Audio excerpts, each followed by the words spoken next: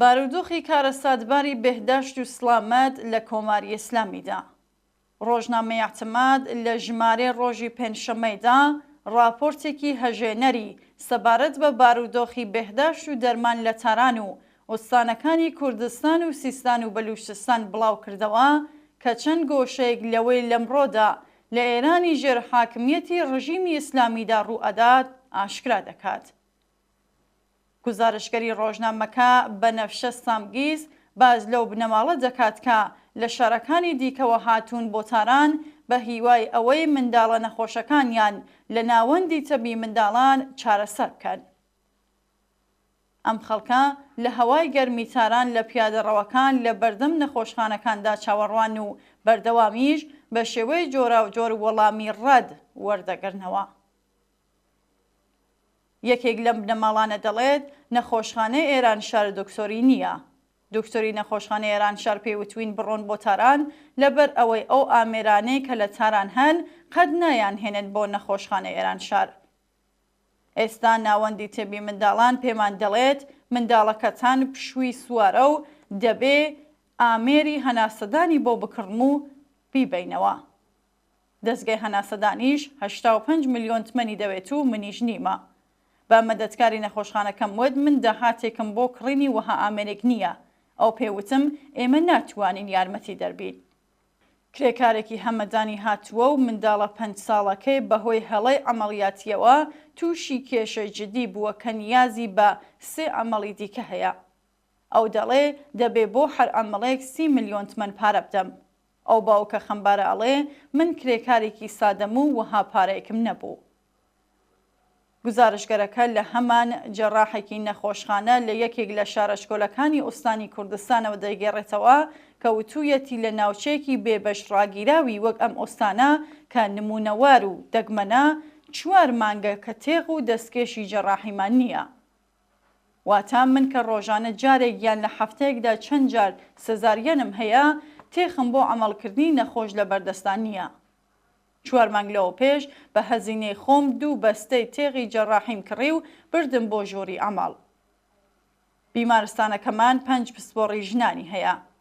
من ئەم 2 بەستە تێغەم شاردەوە تا بێجگە لەم 5 کەسە مابەقی نەتوانن بۆ ئەمەڵ لە نەخۆشخانە کەڵکیان لێوەربگرن بۆ ئەوەی ئێمە خۆمان بۆ ئەمەڵی سزارگەن لە نەخۆشخانە بەرەو ڕووی کەمبوونی تێغی جەڕاحی نەبینەوە. سەبارەت بە دەستکێشیش بارودۆخەکە هەروایە. ئەو دکتۆرا سەبارەت بە باقی کەمونکۆڕیەکان وتی کاتێک دایکێکی دووگیان دوای منداڵبوون تووشی خوێنڕێژی دەبێ و من دەرمانم بۆ کۆنتڕۆڵکردنی خوێنڕێژیەکەی نییە ناچارم بۆ زیندوو ڕاگررتنی ڕەحەمی دەربێنم. ئەمەڵینا ئۆرژانسیمان بە تەواوەتی ڕاگرتووە لەبەر ئەوەی ئامێری پێویستمان بۆ تەشخیصی نەخۆشی ژنان نییە. لە کۆماری ئیسلامیدا کە مافیای دەرمان بەسەر مقەدەراتی سەڵامەتی شارۆمەنداندا زاڵە تەنیا 4 تا 4.5% بەرهەمی خالسی ملی بۆ سڵامەتی شارۆمەندان تەرخان کراوە. ئەوە لە حاڵێکدایە کە حکوومەت لەم 9 مانگەی دواییدا لە نەوتی هەڕاشکراوی وڵات 134 میلیارد دۆلار داهاتی هەبووە. بەڵام سەهمی 4% بۆ کەم داهاتەکانی سیستان و بەلوچستان، کوردستان، ئیلام، ئازەربایجانی غەربی، کۆکگویلیۆ و بۆی ڕەحمەت زۆر کەمترە لەوەی باسکراوە. بێجگە لە شارۆمەندانی هەژار کە بەهۆی بارودۆخی خراپی بیمە و دەرمان بەرەوڕووی مەرگ دەبنەوە ژمارەیەک لە 300,000 پەرستار کارمەند و پسپۆڕی دامەزراو لە وەزارەتی بەهداشتیش بەرەوڕووی بارودۆخێکی وەها بوونەتەوە کە شیاوی تەحەممڵکردن نییە و بە ناچاری کۆچیان کردووە. لە ژێر وەها بارودۆخێکدایە کە تەنانەت ڕێژەی خۆکوژی لە نێو کەسانی شاغڵیشدا لەم بەشە ڕوو لە هەڵکشاندایە. ڕاگەیەنراکانی بەناو ڕێفۆرمخواز وەک ئیعتماد لە هۆڵدان هیوایەکی پوچ لە ڕاستای باشتربوونیکی هەمەلایەنەی بەهداشتیدا دروست بکەن.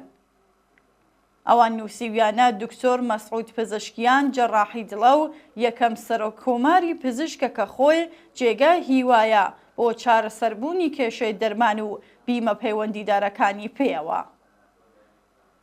ئەم مۆژدەدانە لە بارودۆخێکدایە کە خودی پزیشکیان کە توانایی مافیای دەرمان بە باشی دەناسێت هیچ وعدە و بەڵێنێکی لەم بارەیەوە نەداوە. بێهداشت و دەرمانی خۆڕایی مافی سەلمێنەری هەموو شارۆمەندێکە. کەس نابێ لەبەر دەسڕاد نەگەیشتن بە خزمەتگوزاری پزیشکی و دەرمانی ئازار بکێشێ. شیاو نییە هیچ ئینسانێک بە بێبەشبوون لە خزمەتگوزاری پزیشکی و دەرمانی لە جێدا بکەوێ و بە ئازارکێشانەوە بەرەو مەرگ بچێت. ئینسان لەمڕۆدا شیاوی ئەوەیە کە 100% لە سیستمی خزمەتگوزاری بێهداشتی و دەرمانی بە خۆڕایی بەهرەمەند بێت. زۆرێک لە کرێکاران لە وڵاتانی تردا لە کامی ساڵانێک خەباتی خۆیان توانیویانە دەوڵەتەکان ناچار بکەن بێهداشت و دەرمانی شارۆمەندان بە خۆڕایی دابین بکەن.